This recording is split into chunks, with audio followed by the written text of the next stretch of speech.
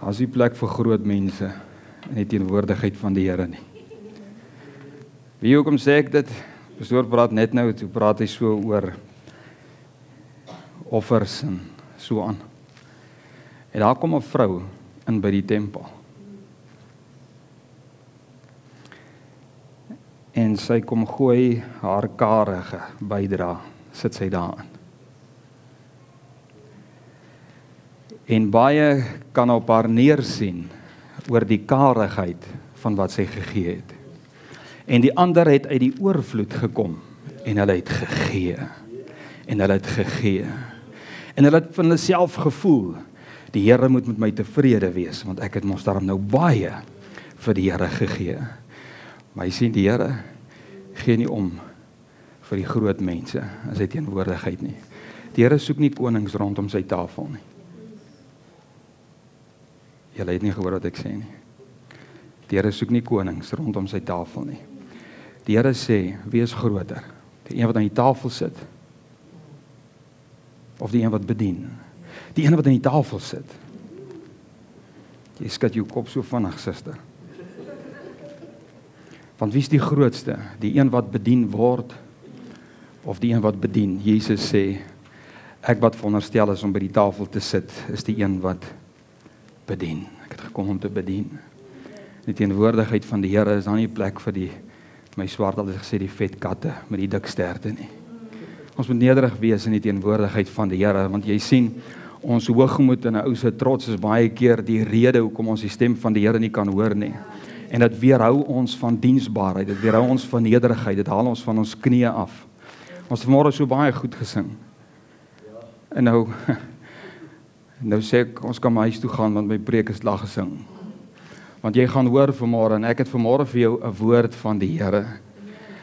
Hoekom? Omdat ek vir jou sê, ek het 'n spesiale woord van die Here, ek gaan vir jou die woord van die Here gee. Weet wat die Here op my hart gelê? Eendag, toe stap ek daar buite, ons kom al van die plaas af, ek gaan nou so 'n bietjie daaroor praat. Ons bly daar op die plaas, en ek stap daar buitekant rond, en so rondom die bediening, en 'n naam vir bediening. Net 'n naam, want jy moet so 'n naam iewers hê waar jy 'n NPO en al daai tipe dinge kan sit in. En so duidelik praat die Heilige Gees met my in my hart. Taste the word. Hebreërs 6, gaan hoor 'n bietjie daar. Die Here sê, hoe kan jy iemand weer tot bekering roep, as hy die hemelse gawe gesmaak het, en die goeie woord van God gesmaak het, en daarvan af wegdraai. Taste the word. Ek wil hê jy moet vanmôre die woord proe. Marina vra vir my gister, Bokkie, wat is jou tema nou weer? Ek gee vir haar my tema. Sy sê, is dit jou skrif? Ek sê, hoekom vra jy? Het is natuurlik my skrif. Sy sê, jy jou skrif gelees? Ek sê, Jana Bokkie, hoe kan jy vir die skrif gelees? Ek is veronderstel om voor te berei. Sy sê, ja, dis daai. Ek sê, dis hy daai. En jy gaan nou hoor, hoekom sê ek, jy moet die woord smaak. Ons moet die hele woord lees, van Genesis tot Openbaring. Ons kan nie vassteek by die evangelies nie. Maar ons kan ook nie vassteek by die wet nie, en by die profete nie, en by Genesis nie. Ons moet deurtrek. Ons moet kom by die Nuwe Testament. Ons moet kom by die Openbaring en die waarmaking van die belofte. Okay, Jesus Christus, dan moet ons verder gaan. Nou, Paulus toe, nee, ons moet eers by Handelinge uitkom. Okay, en dan gaan ons ver. Ons moet maar ons moet die woord smaak. Omdat ons die woord nie kan smaak nie, omdat die woord van die Here, soos Dawid sê, nie soos heuning op ons tong is nie, spoeg ons dit uit, dis nie vir ons lekker nie. Hoekom nie? Ons verstaan nie die woord nie, daarom is die woord nie vir ons lekker nie. Is dit so? Ons spoeg die woord uit, want dit is nie vir ons lekker nie. Ek het nog niemand ontmoet, ja, seker sulke mense wat heuning uitspoeg, ek het hom nog gekry nie. Want dit is lekker op die tong. Is lekker op die tong. Die woord van die Here moet vir jou lekker wees. Maar as jy nie verstaan nie, is dit nie lekker, jy wil hom nie uitspoeg nie. Jy wil hom eet en jy wil hom eet. Jesus sê, ek is die ware brood wat uit die hemel uitgekom het. En as jy in die heilige instap, wat kry jy daar? Die brood van die lewe. Die ware brood uit die hemel. Hy sê daar in die woestyn het ons voorvaders, het hulle ons die brood uit die hemel uitgekry. En hoe dankbaar was hulle nie, en hoe ondankbaar was hulle nie. Hy sê, ek is die ware brood, wat uit die hemel uitkom. En hoe dankbaar is die mense nie, en hoe ondankbaar is die mense nie. Hoe het hulle Jesus nie verwerp nie? Hoe het hulle hom verwerp? Wie het hom verwerp? Die Romeine het Jesus gekruisig. Die Jode het Jesus gekruisig. Die volk oor wie my naam uitgeroep is.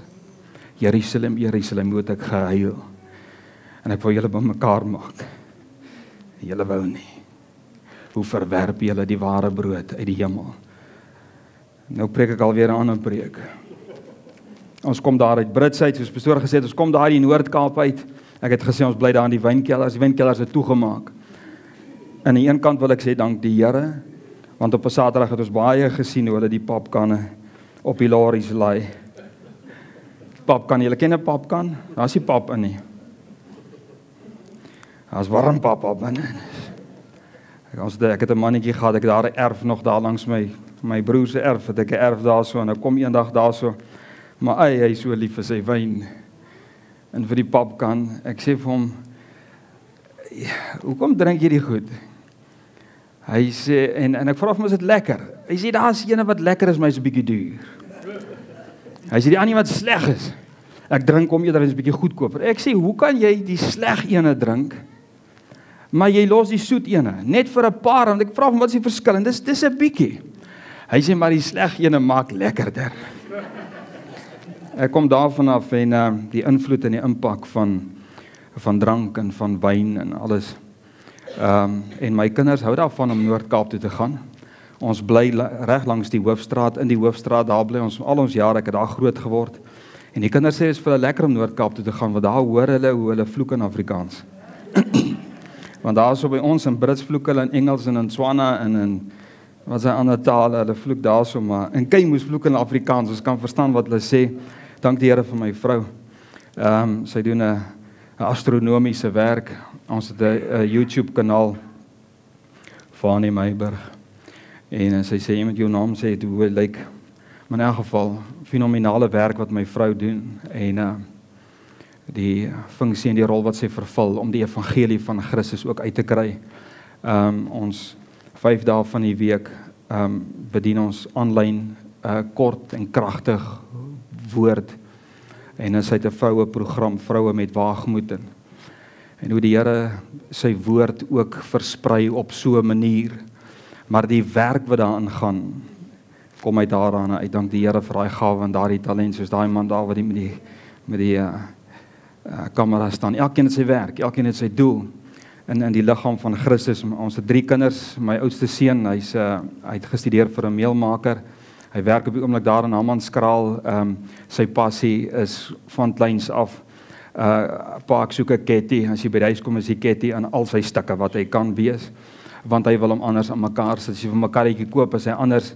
So die Here vir hom 'n deur oopgemaak en sy studies vir hom betaal en hy kon gaan studeer. Hy werk lekker. Einde van die jaar gaan hy sy rooi seël doen. Ons dogter is getroud.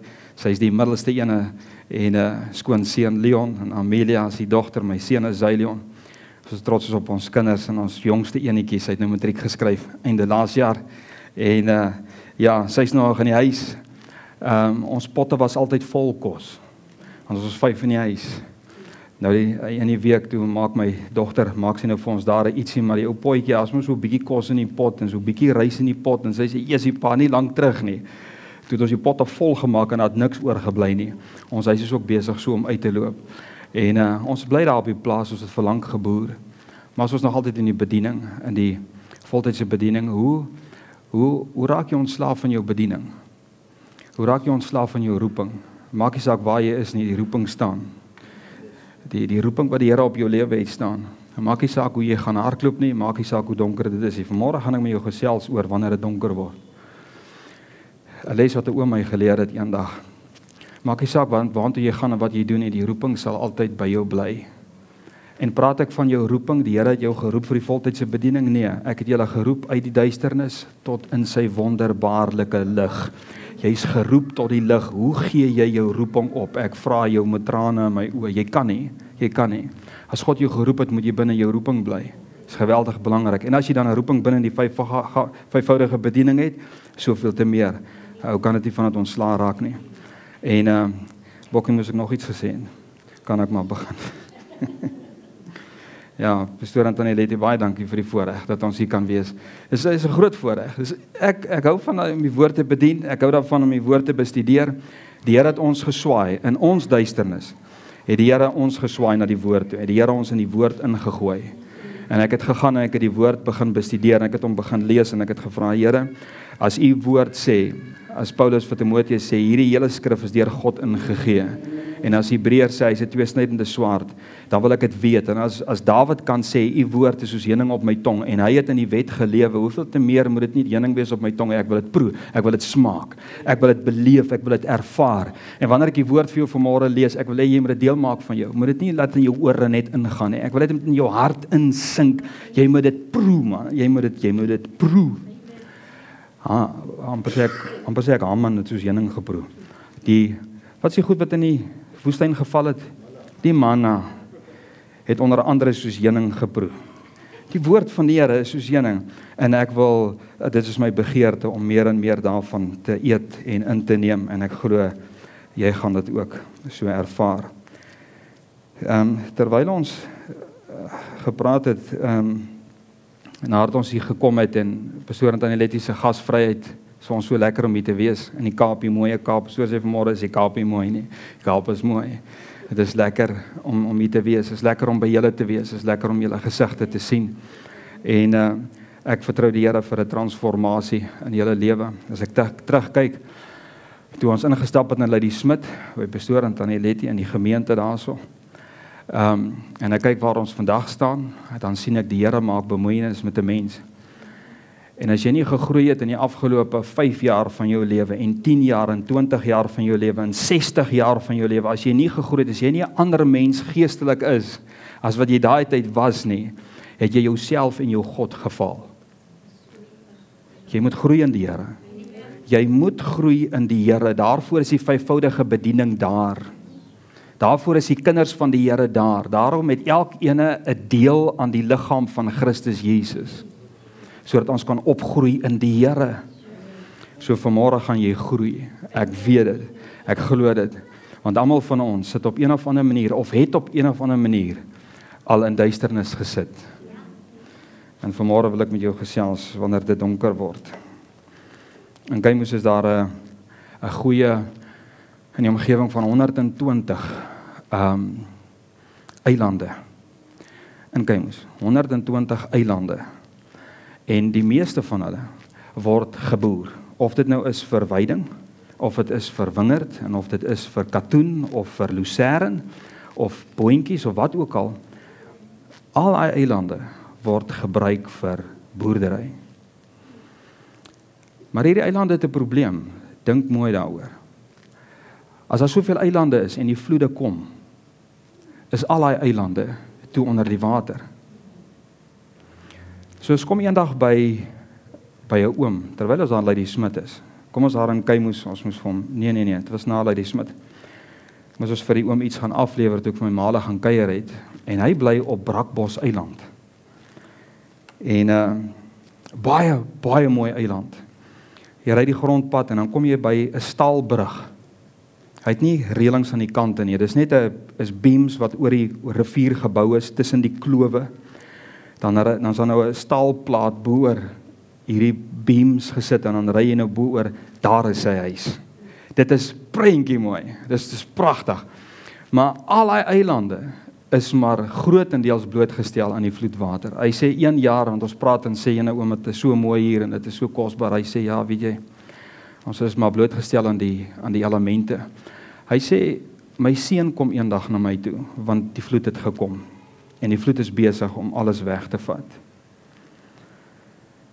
En terwyl sy seun as 'n jong man kyk na sy boerdery, en hy kyk na die wingerd, hoe dit besig is om weg te spoel voor jou oë. Dis die pad wat my oupa gestap het en my ouma, dis die pad wat my ooms gestap het, dis die pad wat vriende gestap het, hulle almal wat langs die Oranje geboer het en wat daar boer, dis die pad. En op 'n stadium met toe kom die vloed, en my oom kom na my oupa toe, en hy sê vir my oupa, pa, ons as boere het besluit, ons gaan 'n keerwal bou vir die vloedwater. En oupa uit sy wysheid, sy kennis, sê vir hom, seun, julle gaan 'n fout maak, moenie die wal bou nie. Hy sê, pa, ons gaan 'n wal bou. En ons gaan 'n groot wal bou. En ons gaan 'n wye wal bou. Die water gaan hom nie kan breek nie, want dis waaroor dit gaan. Ons wil nie hê die water moet kom by ons landery nie. Ons wil dit 'n bietjie laat verbyvloei in 'n ander rigting, sodat ons landerye en ons huise en goed kan beskerm. My oupa sê, julle maak 'n fout. Wat van as hy wal breek? Pa, hy sal nie breek nie. En die vloedwater kom en hy stoot op, soos Noag se vloek. Se vloed, en hy stoot op en hy stoot op. En toe daai wal breek. My oom se grond was tweede van die keerwal. En toe daai vloedwater daai wal breek, toe vat hy daai oom se grond en hy sit dit op my oom se grond neer. Toe maak hy daar 'n kolkgat en hy vat daai water en hy gooi dit net op die volgende plaas. Gooi dit neer. Nou ja, spyt is te laat. Dis die krag van die water. In elk geval, toe kom die seun aan sy pa toe en hy sê, pa, terwyl hy na die vloed kyk en die skade wat besig is om aangerig te word, toe sê hy, pa, as hierdie vloed verby is, verkoop ek alles. Ek hou op boer, ek is klaar. Sy pa sê vir hom hierdie woorde. Hy sê, as dit donker word, dan staan jy stil. Hy sê, jy maak nie besluite wanneer dit donker is nie. Want dan maak jy verkeerde besluite. Jy wag dat dit lig geword het. En dis so kosbaar, hoor gou hierso, dis so kosbaar. Iemand sê nou so tydjie terug, ek weet nie waar ek het gehoor nie, maar die persoon sê, as dit donker word, want omdat ek praat met jou wanneer dit donker word, wat doen jy? Sê my gou, jy het nie 'n verkeerde antwoord nie, sê net, wat doen jy as dit donker word? Jy raak paniekerig? Wat is die natuurlike ding as dit donker word? Wat doen jy omtrent dit? Jy sit die lig aan. OK? So nou sê as dit donker word, dan staan jy en jy wag dat dit lig word, want daar waar dit donker geword het, daar gaan dit lig word. Jy moet stil staan. En toe sê iemand nou die dag, hoor ek hy sê, as dit donker word, jy dryf nie die duisternis uit nie. Luister nou mooi, ek praat nie van duiwels nie. Ons praat nie hiervan nie. Jy gaan nou verstaan wat ek bedoel. As dit donker word, as dit duister word, dan dryf jy nie die duisternis uit nie. Jy bring die lig in die duisternis in, want die lig verdryf die duisternis. Is dit nie so nie? Jesus sê, ek het gekom as lig van hierdie wêreld, en sy lig het in die duisternis geskyn, en die duisternis kon die lig nie oorweldig nie. Jy dryf nie duisternis uit wat God gebring het nie. En jy moet onderskei, jy moet weet, watter duisternis is watter duisternis. Jy moet weet of God die duisternis gebring het, want as God die duisternis gebring het, gaan jy nie die duisternis uitdryf nie. Jy kan maak net wat jy wil. God wil hê jy moet staan in die duisternis. Jy moet staan. As jy die liedjies geluister het en gesing het wat ek vanmôre gesing en geluister het, dan sou jy nou gehoor het daarso. Wanneer dit donker word, as dit nag word, dan kom die lig en die lig kom verdryf die duisternis. Die Here wil hê, wanneer dit donker word, moet jy stil staan, sodat die lig kan inkom, en jy moet die lig innooi, sodat die lig die duisternis kan verdryf. Johannes, ek dink is 12 vers 35, sê Jesus, hy sê die een wat in die donker is, weet nie waarheen hy gaan nie. Ek sê weer, die een wat in die duisternis is, weet nie waarheen hy gaan nie. Hierdie jongman se pa sê vir hom, as dit donker is, dan staan jy stil. Laat dit lig word waar dit donker geword het, want as jy 'n beweging gaan maak, jy gaan nie weet waarheen jy gaan nie. Ek is nou besig met 'n inleiding, ek kom nog by die preek. Ek sal nie langer as 2 ure preek nie. En jy sien, 'n interessante ding wat gebeur het met Paulus. Hierdie jaar nie, praat ek 'n bietjie oor Paulus onder andere. Sy hemelse gesig wat hy gehad het, sy hemelse openbaring. Want daar het 'n verskriklike, wonderlike ding in sy lewe gebeur. Hoor nou mooi, want die Here het dit nou gisteraand eers in my hart opgekom deur die Heilige Gees. Paulus is op hierdie killing spree, né? Julle het hom. Hy's besig, Saulus, nog nie Paulus nie. Paulus was 'n goeie man, Saulus was 'n slegte man. Saulus is besig op 'n killing spree. Hy's besig om amok te saai onder die kinders van die Here. Hy is besig om hulle in die tronke te gooi, om hulle dood te maak en om hulle mismoedig te maak, om hulle in die tronke en vervolging en haat en bitterheid en klippe en pakslaa. Hy's vieslik, man. Maar Saulus wandel in die duisternis en hy weet nie waarheen hy gaan nie, want Jesus het gesê, as 'n man in die duisternis weet hy waartoe gaan nie. Hy dink hy weet waarheen is hy op pad.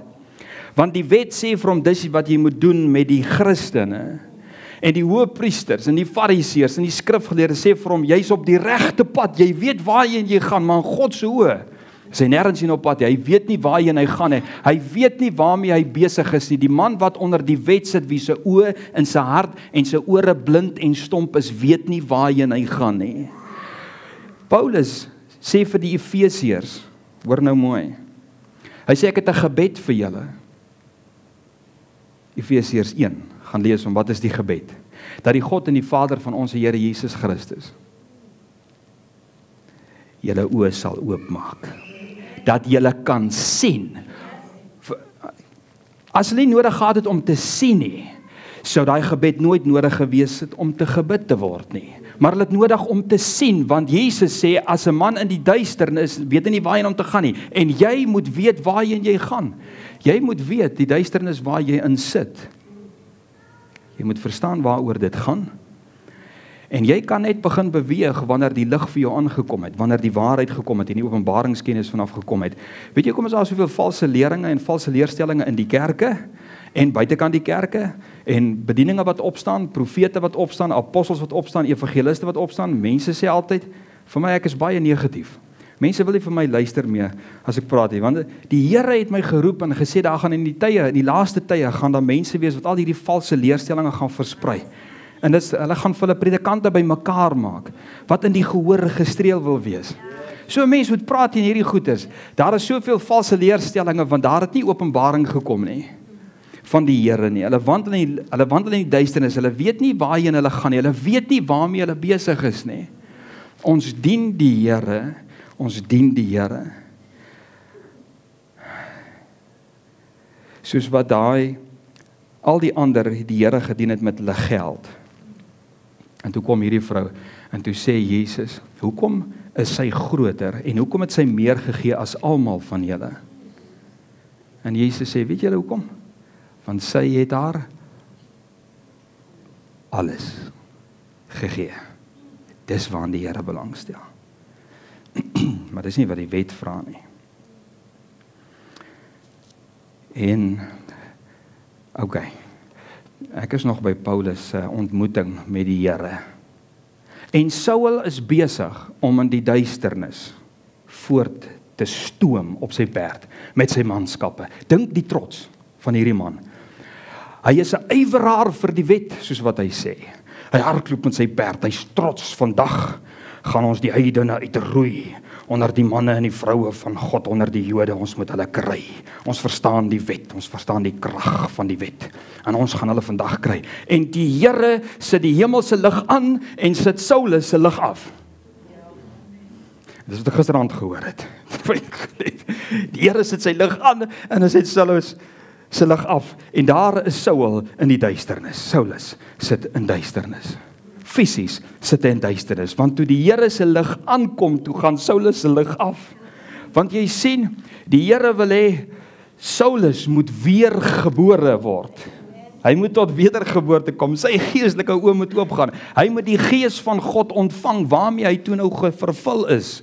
Nadat Ananias gekom het en vir hom gebid het, toe gaan die lig vir hom aan. Daar waar dit donker geword het in die wet, daar het dit vir hom lig geword in die openbaring van Jesus Christus en van die Gees. Is dit nie kosbaar nie? Daar waar dit donker geword het, daar het dit lig geword. Kosbaar.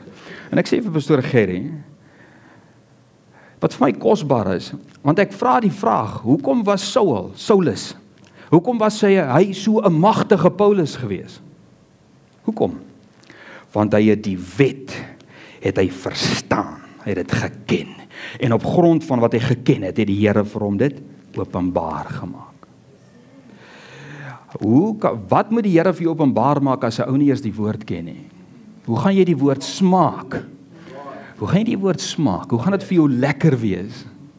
As jy die woord nie ken nie, lees jou Bybel, bid elke dag en jy sal groei. Toe sê my dogtertjie mos, toe sy so klein is van my ma, want nou dat my ma ouer word sy lyk dit vir my korter.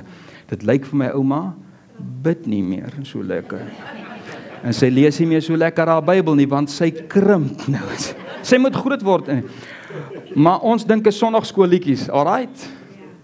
Ons verstaan nie die sondagskoolliedjie nie, want ons het nie openbaring van die sondagskoolliedjie gekry nie. As ons net 'n openbaring van die sondagskoolliedjie het, dan sal kerk vir ons 'n ander betekenis hê. En toe kom Paulus eendag, ek praat nou baie rond, ek gaan nou by die preek kom. Toe kom Paulus eendag in Efese aan. Want ek het nou 'n ander ding gehoor, soos in elke dorp. Hoeveel kerke is hier? Ja, sien net hier nie, oral is baie kerke. Paulus kom daar in Efese aan, Handelinge 19, gaan lees dit 'n bietjie. Hy kom daar aan. En hy sê, ek sien julle is baie godsdienstige mense. Ja, ons is. Halleluja, ons is godsdienstige mense. En hy sê, maar ek sien, julle het 'n altaar vir die onbekende God ook. Hy sê, daai God gaan ek aan julle verkondig. En was dit net die heidene met wie hy gepraat het? Nee. Gaan kyk aan wie is die boek van Efesiërs geskryf. Ja. Vir wie het hy gebid dat hulle geestelike oë moet oopgaan? Dis vir die bekeerdes. Hoor, gaan lees. Ja. Handelinge. Dis vir die bekeerdes se oë moes oopgaan. Want toe hulle met die verkeerde doop gedoop, hulle is met die doop van Johannes gedoop, nie die doop van Jesus nie, hulle was nie vervul met die Gees, hulle het eers geweet daar is Heilige Gees nie. En so kom ons hier in die parel in, en ek hoor, en ek wonder,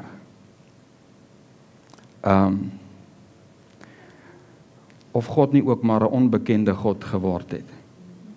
Vir baie nie. En vir baie kerke nie. En hoeveel verstaan ons werklik van die woord van God? Het ons werklik die openbaring van wie Jesus is? En van wie die Heilige Gees is? En wat die doop is? Verstaan ons dit werklik? Maar wanneer dit donker word, het ons nodig om begrip daarvan te hê. En ek vertrou die Here gaan jou vanmôre seën met die woord. Kom ons gaan na die woord toe. Dan gaan jy nou verstaan hoekom was my vrou bekommerd. Job hoofstuk 40. Job hoofstuk 40 en ek gaan lees daar van vers 10 af.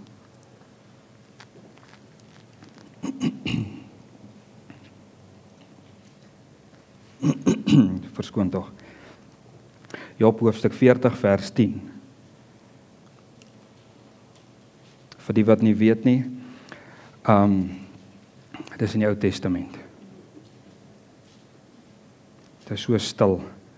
Iemand het gesê dankie, nou weet ek ook. Is net 'n grap, is net 'n grap.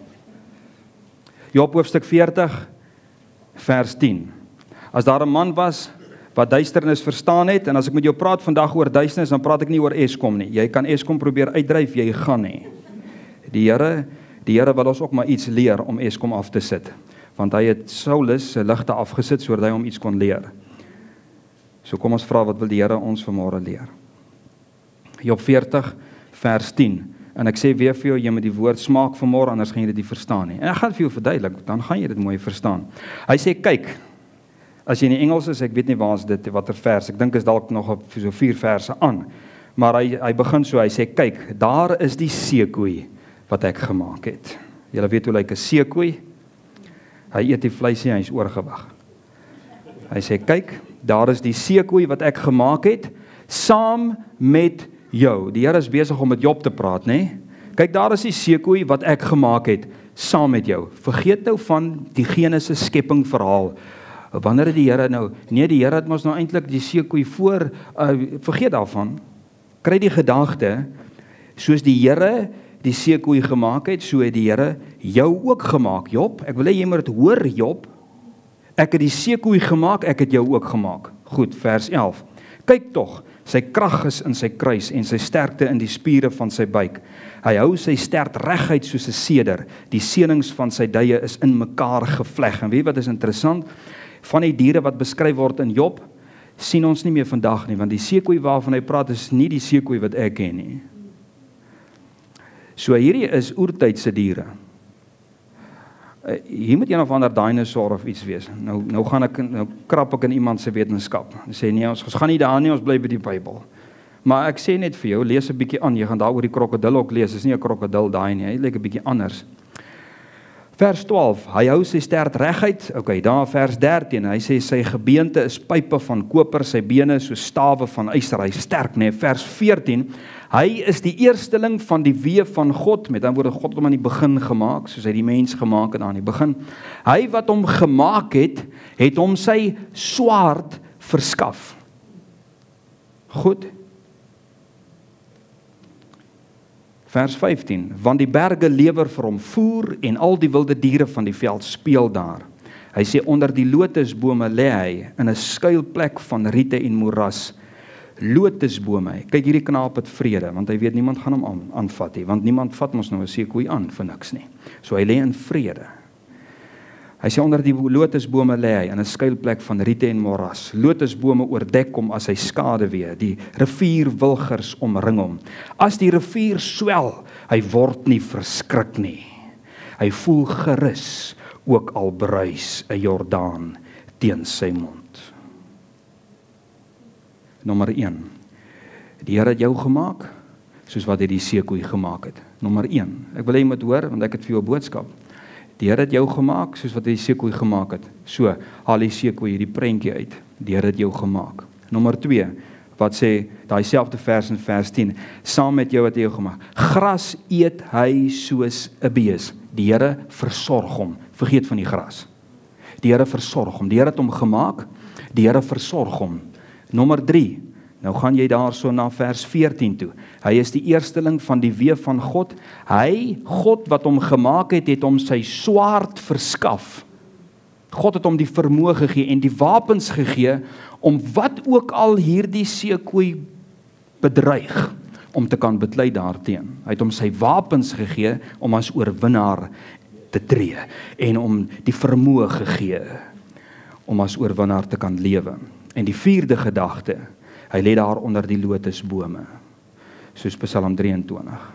Die Here is my herder, niks sal my ontbreek, hy laat my neer lê. Na waters waar rus is, lei hy my heen. Vrede gee hy vir my. En as die rivier swel, dan skrik ek nie. Maar ek voel gerus, ook al bruis 'n Jordaan teen sy mond.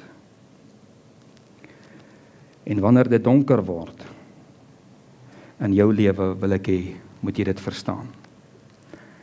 Die Here het jou gemaak. Die Here sorg vir jou. Die Here het jou wapens gegee. Die Here het jou wapens gegee. Een van hulle is die woord. Ek weet die ander is die wapen, dis die uitrusting. Maar God het onder andere sy woord gegee. En 4dens, die Here wil hê jy moet vrede hê. Jy moet rus in die Here. Jy moenie in vrees ingaan wanneer dit donker word nie. Ek weet daar's baie wat bang is vir die donker. My vrou sy's nou al beter. Maar genade, as dit donker geword het, dan gryp sy na enige ding wat kan lig maak, want sy's bang vir die donker. As ons gaan slaap, dan sê ek vir haar bokkie, ja, die dakse plate is vas en die vensters is toe en die deure is toe, is alles, want as dit loop donker word, dan skrik ons almal. Ons almal skrik. Maar jy weet dat ek agtergekom, dis wat die Heilige Gees in my hart gebring het, rondom wanneer dit donker word. Donkerte is 'n baarmoeder. Donkerte is 'n baarmoeder. Hoe lig is dit in 'n baarmoeder? Dis donker. Dis donker. En die babatjie het nie angs nie. Die babatjie het nie vrees nie. God het my gemaak. God sorg vir my. En die Here bewapen my. Vergeet van die babatjie. Ek is in God se sorg. God maak my. God sorg my. God bewapen my. En ek moet vrede en ek moet rus hê in die Here. Met ander woorde, wanneer dit donker word, dan beteken dit God het jou in 'n baarmoeder ingesit. En die Here wil hê daar moet iemand anders gebore word. Soos wat Saulus in die baarmoeder ingesit was en as Paulus gebore is, in Openbaring gebore is, so wil die Here ons ook bore in 'n nuwe mens, in 'n nuwe begrip van die woord, nuwe verstaan van die woord, nuwe lewe in Christus, vervul met die Gees van God. Die sonde is agter. Maar weet jy wat gebeur? Wanneer dit loop donker word, wat doen ons? Dan fokus ons op die duisternis. Ons fokus op die krisis. Maar wat gebeur in 'n baarmoeder? In 'n baarmoeder moet jy besef, jy is afhanklik. Behalwe dat dit donker is, moet jy besef, jy is afhanklik. Paulus was op daardie stadium, toe hy blind is, afhanklik van die een wat hom blind gemaak het. Want iemand het dit georkestreer. Iemand het my duisternis georkestreer. Hoor dit, God het my duisternis georkestreer. Hierdie is God se plan.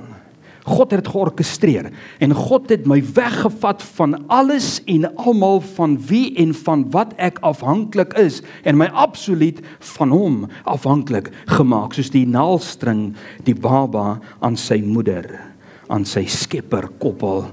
So het die Here vir Saulus afhanklik gemaak. En dit is wat jy moet verstaan van jou duisternis. Was jy al in duisternis? Is jy in duisternis? Moet my nie antwoord nie. Want as jy nog nie daar is nie, en as jy vir my sê, dank die Here, ek was nog nooit daar nie, wil ek vir jou sê, jy is een van die armste mense. In die gees. En in die geloof. Want ek vir jou sê, kyk wie is gebore uit die baarmoeder van God in Paulus. Kyk wat 'n magtige man het opgestaan uit die baarmoeder van God. Uit die duisternis waarin God hom gesit het. Hoeveel te meer nie ek en jy nie. Weet jy wat? Saulus was dubbel die man wat hy as Saulus was toe hy Paulus geword het. Job, dink mooi. Ons kyk altyd na die finansiële vergoeding en die besittingsvergoeding van Job. Want Job het dubbel gekry wat hy verloor het. Job was dubbel die man wat hy was, voordat God die duisternis toegelaat het. Toe die lig vir hom opkom, toe hy dubbel die man. Nou vra ek vir jou, waarin stel God werklik belang? Dat ons dubbel die man aan 'n kant sal uitkom. Dat ons dubbel die vrou aan 'n kant. Hy was nie net afhanklik van die Here nie, maar die Here het vir hom gesorg. Soos vir hierdie. En ek het vanmôre 'n woord van bemoediging vir jou. In jou duisternis. Dit lyk die mekaar. Jou finansies is gaar. Dis deur mekaar. Jou geestelike lewe is in 'n toestand. Jou familiesake is in 'n toestand. Jou huwelik is in 'n toestand. Dis duisternis. Waar jy kyk is 'n duisternis. Jou kinders, maak nie saak waar jy is nie. Jy's vasgevang in bitternis, jy's vasgevang in haat, jy sit in duisternis. Maar hoe kosbaar is dat die Here sê, deur Matteus, daar aan die begin van die boek van Matteus, toe sê hy, die nasies wat in die duisternis gesit het, die lig het opgekom. En vanmôre wil ek vir jou sê, die Here gaan vir jou sorg, waar jy is. Die Here gaan vir jou sorg, hoekom? Want hy het jou gemaak. En as die Here jou gemaak het, gaan hy daar vir jou sorg. Ons het hierdie naweek het ons gepraat, hier oor hierdie gelddinge. En hoe Paulus gesê, daar was tye in my lewe, wat ek oorvloed beleef het. Daar is tye in my lewe, wat ek niks gehad het nie. Wat ek karigheid gehad het. En Paulus bevind hom nog steeds in 'n ander krisis. Hy is hierdie man van God. En die Here sit hom in 'n area van sy lewe in duisternis. Wie was hy duisternis? 'n Doring in die vlees. Here, ek bestraf hierdie doring in die naam van die Here. Die Here sê vir hom, as ek 'n duisternis gebring het, haal ek hom nie uit nie. Ek haal nie die doring uit die vlees uit nie. Hoor mooi, die Here het nie Paulus se doring uit sy vlees uitgehaal nie, want hy het hom geleer van genade. My genade is vir jou genoeg. Ek het aan die begin gesê, wanneer dit donker word, dan dryf mense die duisternis uit nie, die lig moet inkom. En toe sê Paulus, Here, ek het 3 keer gevra, ek het die antwoord gekry. My duisternis is u wil.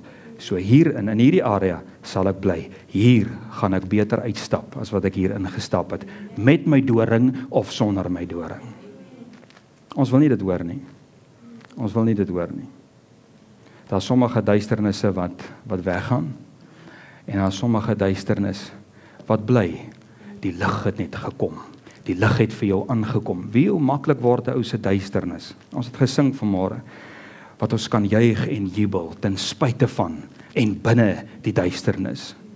Ons kan jubel en juig binne dit. Hoekom? Want ons weet, ek is daar, binne die sorg van die Here. Al voel dit nie so nie. Ek is binne die sorg van die Here.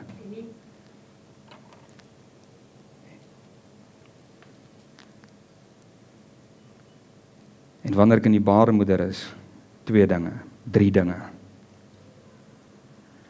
Dit is alleentye. Baarmoedertye is alleentye. Dit is stil. Baarmoedertye is alleentye.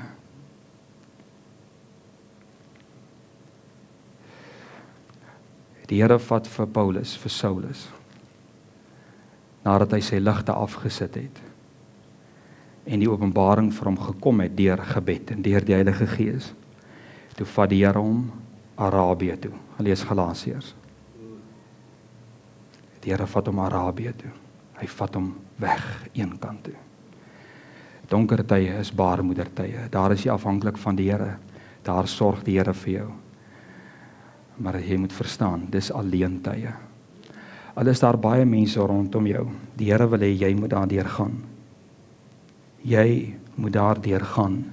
En jy moet alleen saam met die Here daardeur gaan. Jy moet oorwinning oor jou toestand ontvang van die Here. Die lig moet vir jou opkom. Niemand kan jou duisternis vir jou uitdryf nie.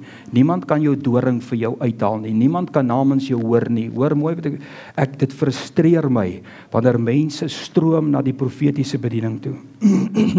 Ek gaan kwalifiseer wat ek sê. Want almal wil hoor, wat wil die Here moet ek doen? En ek soek rigting vir my lewe. En dit is almal, dan is die profeet hier, dan is hy daar, hardloop ons na die volgende dorp toe, en so, en later sit ons met 'n dosyn en 5 dosyn van profetiese woorde. Jy moet die Here kry wat die profeet bedoel, want die woord gaan jou nie deurtrek van die profeet nie. Die verstaan en die begrip van die woord gaan jou deurtrek. Maar dit en daardie openbaring kom in eensaamheid met die Here. Toe Elia daar so in die woestyn gesit het onder die watse boom, amper sê die broodboom,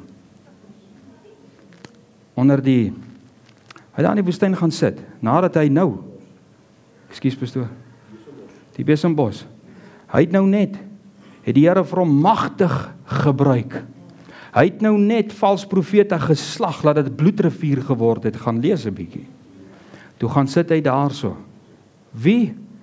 In die gemeenskap van die gelowig, toe sê hy, bedien my broers en susters. Toe gaan sit hy alleen onder die besembos, en daar praat die Here met hom. En daar versorg die Here hom. Toe sê hy afhanklik van die Here, toe sê hy, Here, U ken mos my swakheid, U verstaan my, ek het voete van klei. En wat doen die Here? Jy is nie gekwalifiseer nie, ek jaag jou weg nou, jy is nie meer my diensknegt nie, nee.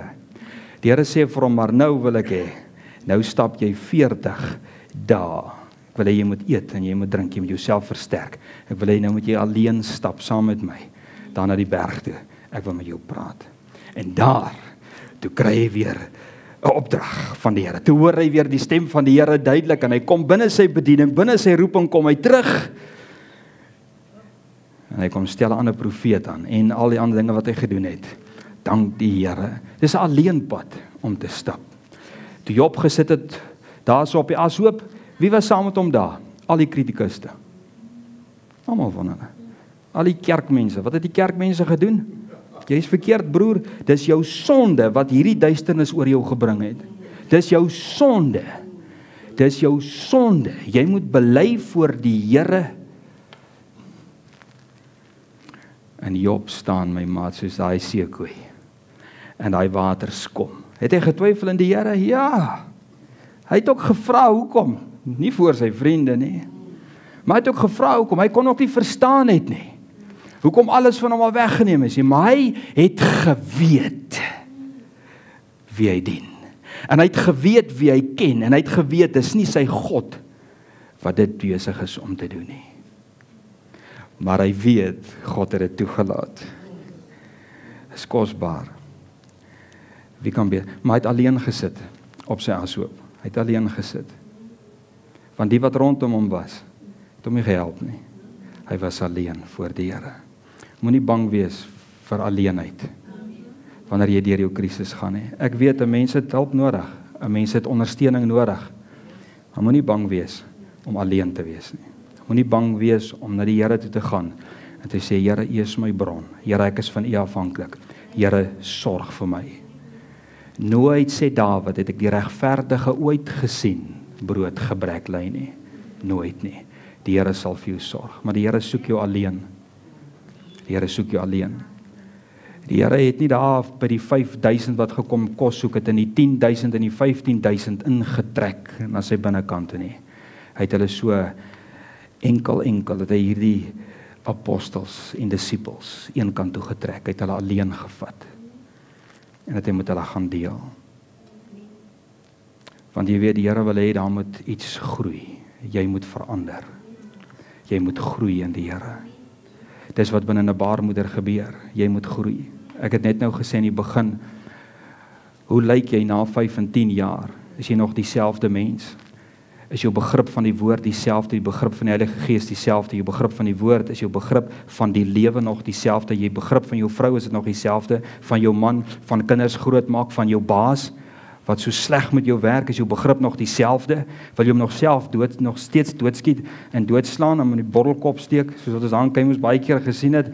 Kyk, as ons hoor, dat klap 'n bordel, dan weet jy, kyk papa, nou gaan die bloed spat, iewers gaan iemand met 'n borrelkop gesteek word. Of het jou persepsie al verander? Of wil jy weghardloop, want dis wat ons wil doen. Ons moet wag, sodat die Here ons kan leer. Jy weet, daar is 'n gesegde wat sê, tough times create strong men. And strong men create good times. Luister, good times create weak men. God is besig om iets te broei en iets te vorm. En dan wanneer jy tot geboorte kom, staan daar 'n ander man op. Daar staan 'n ander vrou op. Daar gaan 'n ander seun en 'n ander dogter opstaan. Jy gaan jou omstandighede beter verander, beter sien. Jou omstandighede gaan dalk nie verander nie, maar jy gaan verander. En dit is waarin die Here belangstel, dat ons sal verander binne die omstandighede.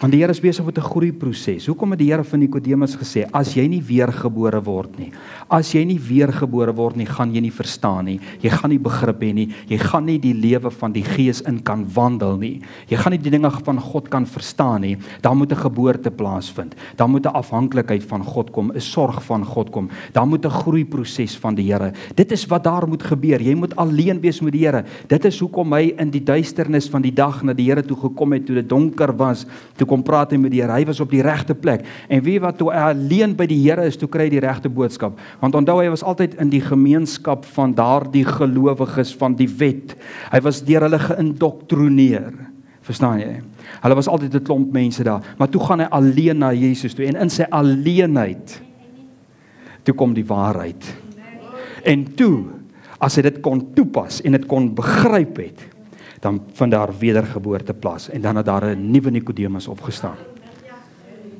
Net so met my en met jou. Wie wat skep moed, waar jy ook al is. Weet die Here is besig met iets, en weet wat, die Here bewapen jou vir dit waarin jy is. Die Here gee jou die krag daarvoor, om deur hierdie proses te gaan. Die Here gee jou die krag daarvoor.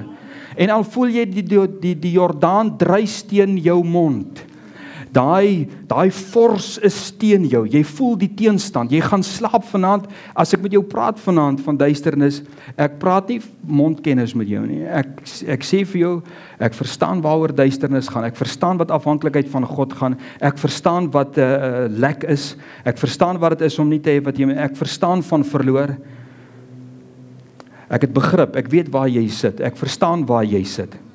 Ek verstaan van bitterheid, ek verstaan van haat, ek verstaan onvergewensgesindheid, ek weet, ek verstaan dit, ek het begrip, dat jy moet kan vryspreek, ek verstaan jy moet kan vergewe, ek verstaan jy moet kan herenig, ek verstaan van daai ding, ek vra nie van jou iets wat die woord nie van jou verwag nie, die Here wil hê jy moet groei, kom onder die mense uit, kom onder die kritikuste uit, en vra Here, wat wil U hê Wat wil U met my doen? Wie is die mens wat ek moet wees?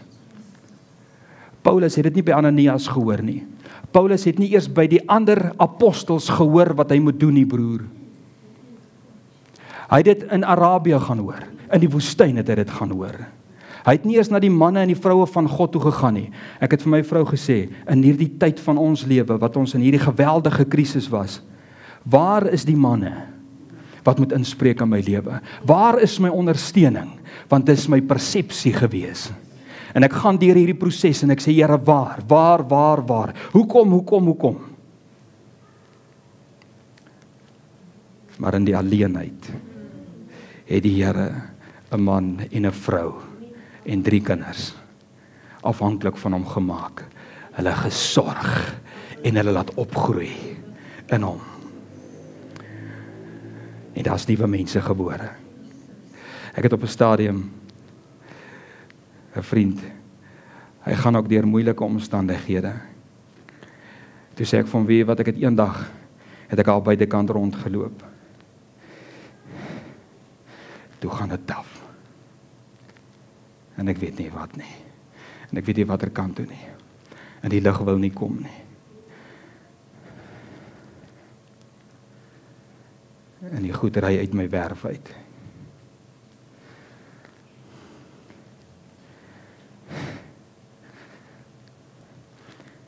Toe sê ek, duiwel, jy moet vat en laat vat. Jy moet vat en jy moet laat vat. Want die Here is besig met iets. En hier gaan iemand opstaan. Uit hierdie duisternis uit. Jy kan vat. Vat my geld. Vat my goed. En maar hier gaan iemand opstaan. Hier gaan 'n vrou opstaan. My seun gaan opstaan. My dogters gaan opstaan. En bewaar jou siel. Want hulle gaan groter wees. Ons het gedink ons weet.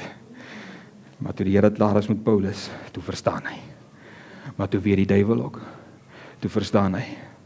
Toe het hy begrip.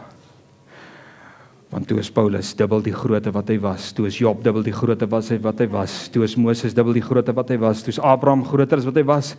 Toe is Dawid groter as wat hy was. Hoekom? Die Here het hom alleen gekry. En ek het gedink is die duiwel. En ek het gedink ons moet die duiwel uitdryf. Hoe groot was ek my verbasing toe ek die Here vind in die duisternis.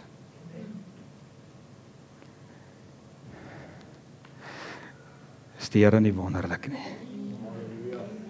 Maar vanmôre wil ek vir jou sê, jy moet op 'n stadium begin vra, Here, waarmee is U besig? Waarmee is U besig? In my duisternis, hier waar dit so donker is, waarmee is U besig? En ek wil hê jy moet dit vra vanmôre. Jy moet vra vir die Here, Here, waarmee is U besig?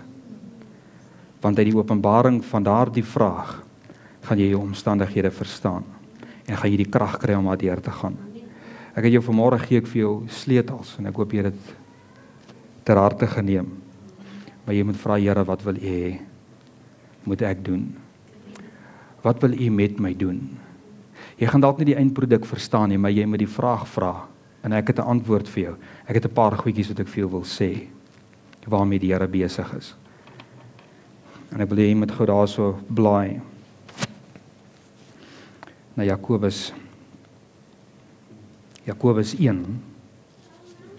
Waarmee is die Here besig? Jakobus 1 vers 2, 3 en 4. Ek is nie meer so ver nie, dan is ons klaar. Hy sê Jakobus 1 vers 2, 3 en 4. Hy sê, ag dit loutere vreugde, my broeders, wanneer julle in allerhande versoekinge val. Wyk jou, Satan. Die apostel, wat self deur beproewinge en versoekinge gaan, skryf hierdie. Hy sê, ag dit loutere vreugde my broeders wanneer julle in allerlei versoekinge val omdat julle weet dat die beproefdheid van julle geloof lydsaamheid bewerk. Hy sê maar die lydsaamheid moet tot volle verwerkliking, ontwikkeling tot geboorte kom sodat julle volmaak en sonder gebrek kan wees en in niks kort kom nie. In jou krisis en in jou donkerte wil hê jy moet verstaan, dit gaan nie oor jou nie, maar dit gaan oor die karakter en die beeld van Jesus Christus wat hy in en deur jou wil vorm. Paulus sê ek leef nie meer nie, maar die lewe wat ek nou lewe ek deur die geloof in die Seun van Jesus Christus. Ek leef nie meer nie, maar Christus leef in my. Dit is om jou heiligheid, jou karakter, jou geregtigheid. Die Here is besig om sy beeld te vorm in jou. Jy word meer soos Jesus in die proses. Daarom kan jy jouself nie verbitterd en verhard maak binne jou omstandighede nie. Jy moet vra, Here, wat wil U hê moet ek sien? Wat wil U hê moet met my gebeur? En die eerste ding is, jy moet soos Jesus word. In heiligheid, in geregtigheid, in waarheid, vervul met die Heilige Gees, met die vrede van die Here, die sorg van die Here, in afhanklikheid van die Here. Jy staan in die krisis, jy staan in die versoeking, jy kan maar aanbring. Laat die storm kom, ek sal staan. Job het gestaan. Daar was tye van twyfel, maar hy het gestaan. Wie wat gebeur aan die einde van sy proses? Sy broers wat vir hom moes bid, toe sê die Here vir Job wat nou uit sy krisis kom, bid jy vir jou broers. Toe staan hierdie man sterker as wat sy vriende gestaan het in sy krisis. Hulle val in Job se krisis. Job staan in sy krisis. Hoor julle vanmôre? Staan jy in jou krisis? Ek sê vir jou, jy moet staan. Dis wat die Here openbaar maak vir jou vanmôre. En die rede is, jou duisternis is daar sodat jou lig aangesit moet word. Dis hoekom jou duisternis daar is. Die heerlikheid van die Here moet in jou wees. Jy moet vervul wees met die Heilige Gees. Jy moet tot ware wedergeboorte kom, jy moet tot bekering kom, jy moet gedoop word, soos wat Paulus gedoop is, en die hele proses, dit is die pad wat jy moet stap in jou lewe, en jy moet tot openbaring kennis van God kom, en dit het alles te doen met die beeld van God. Die Here gaan nie sy heerlikheid aan die sondaar openbaar nie. Hoor mooi wat ek bedoel, ek praat nie in bekering nie, en dat die Gees van die Here hom oortuig van sonde, geregtigheid en oordeel nie. Ek praat van, daar gaan nie 'n Paulus opstaan uit 'n Saulus in sonde nie. Verstaan julle wat ek bedoel? As die Here sy ligte afgesit het, dan word hy 'n Paulus, maar in jou sonde. Nee, die Here is, Petrus sê, hy sê ons moet heilig wees, want die Here is heilig, die Here werk heiligheid in jou. Die tweede gedagte, en dit kry jy in Jakobus. Petrus, lieg ek. In Petrus, 1 Petrus 1. En hierdie is vir my kosbaar. Hy sê, vers 6, hy sê, daarin verheug julle heel, al word julle nou, as dit nodig is, vir 'n kort tydjie beproef onder allerhande beproewinge, sodat die beproefdheid, luister mooi, sodat die beproefdheid van julle geloof, wat baie kosbaarder is as goud, wat vergaan, maar deur vuur gelouter word, hoor mooi, bevind mag word tot lof en eer en heerlikheid by die openbaarmaking van Jesus Christus. Hy praat nie van die lof, die eer en die heerlikheid van Jesus nie, hy praat van jou lof, jou eer en jou heerlikheid. Met ander woorde dat Jesus, wanneer hy kom, dat hy kan sê, mooi so, goeie en getroue diensknegt, oor weinig was jy getrou, oor veel sal ek jou aanstel. Dis wat hy vir Job gesê het. En dis die bestraffing waarmee hy Job se vriende mee bestraf het. Julle het nie verander in die heerlikheid waarin ek wou gehad het julle moes verander het nie, maar Job het. Daarom kry Job die eer en julle kry die oneer. Dit is tot jou lof, tot jou eer en jou heerlikheid hoekom jy deur die duisternis gaan.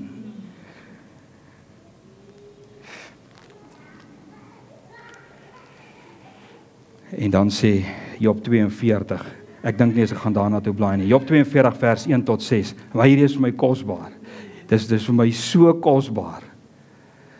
Hy sê van hoor sê. Van hoor sê. Job, na sy proses. Hy sê van hoor sê, het ek van u gehoor. Hy sê maar nou, het my oë u gesien. Ewe skielik het sy oë opgegaan, toe verstaan hy God beter. Kom ek sê, as jy deur daai ding gegaan het, en deur daai duisternis gegaan het, gaan jy heilig wees, meer geregtig wees en geregverdig wees, en die Here vervul met die Gees van God, vol van die Gees van die Here.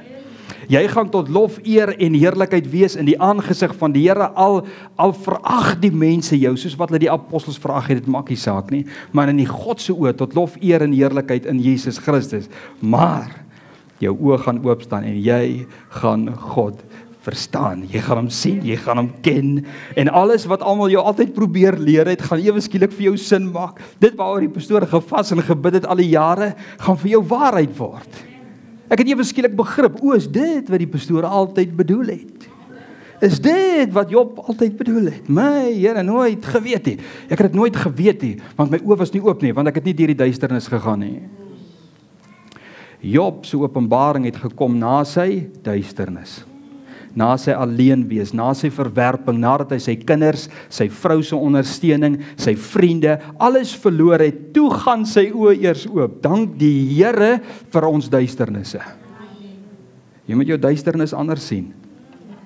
Wanneer dit donker word, dan sê jy, Here, bring u lig.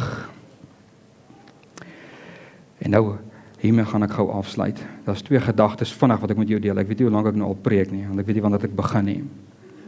Maar 'n baie belangrike ding wat ek vir jou wil sê is, en asseblief, ek wil jy met my reg en jy moet dit mooi verstaan. Daar's 'n tyd wat God van jou gaan verwag om in die duisternis in te stap.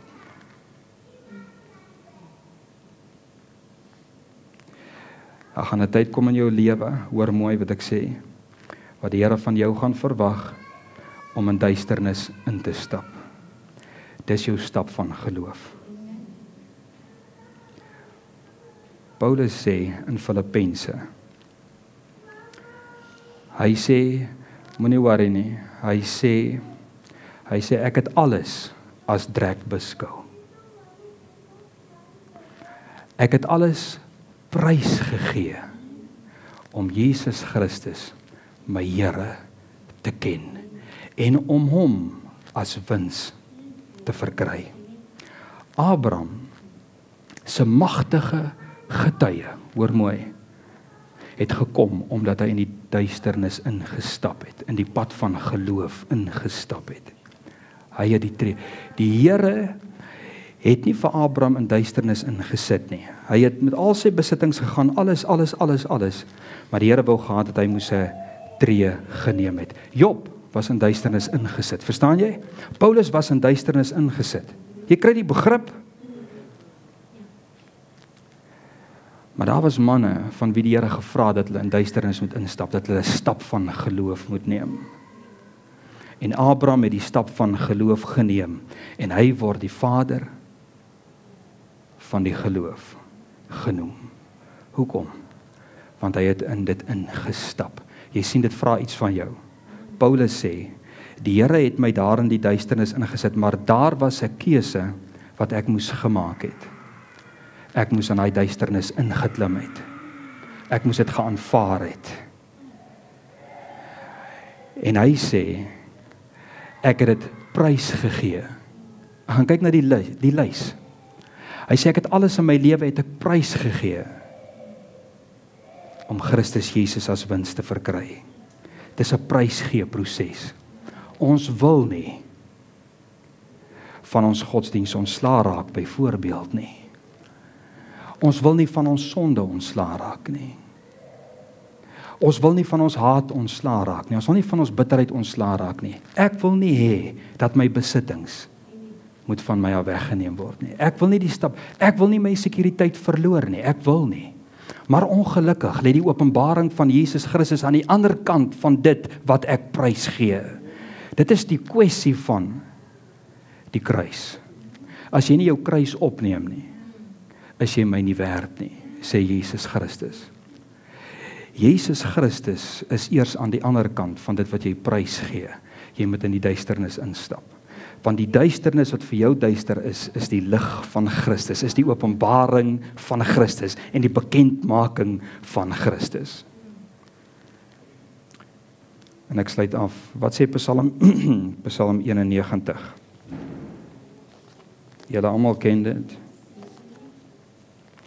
Psalm 91 sê: Hy sê, hy wat in die skuilplek van die Allerhoogste sit, sal vernag in die skaduwee van die Almagtige.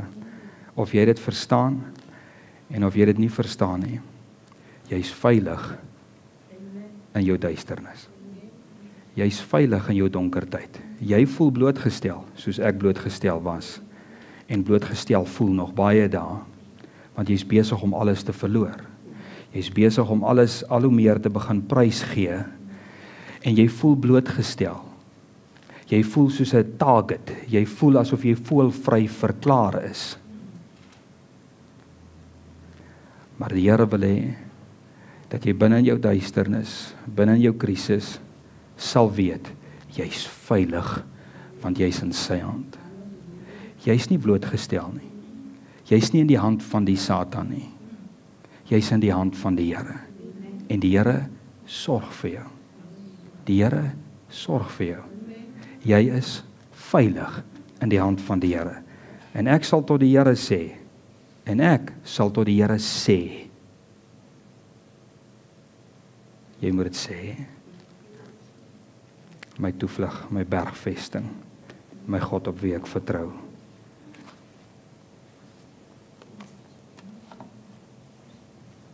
Jy weet jou prentjie, en jy verstaan jou krisis, en jy verstaan dat die Here wil hê, as jy nie in 'n krisis en nie in omstandighede is nie, dat die Here soms en dalk van jou verwag vanmôre om in die duisternis in te stap.